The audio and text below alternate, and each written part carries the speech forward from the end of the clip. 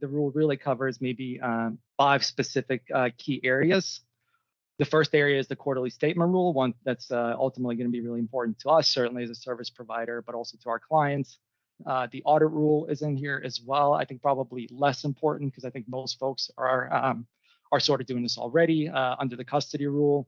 The advisor-led secondaries requirement, which basically says you have to get either a fairness opinion or evaluation opinion to the extent that you're maybe carving out certain investments from your current funds into a separate continuation vehicle. Then you have the restricted activities and the preferential treatment rules. It's interesting that the restricted activities rule really kind of started out as here's a whole list of things you absolutely can't do on the proposed regulations that sort of came out a year and a half ago, and really kind of morphed into, well, you can probably do quite a few of these things as long as you disclose them.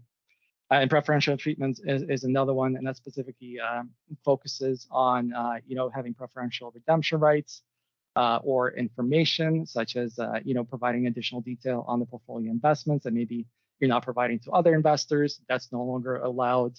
So a lot going on, certainly a lot to dig through here. And as to maybe why this is sort of happening now, I think it's probably fair to say that the SEC is sort of witnessing this shift in power when it comes to the funds versus the investors. I think a lot of the really popular funds are really raising capital very quickly and becoming oversubscribed, and certainly to the extent that the LPs want to sort of get in there, they really don't have a lot of ability to maybe negotiate fees, negotiate transparency.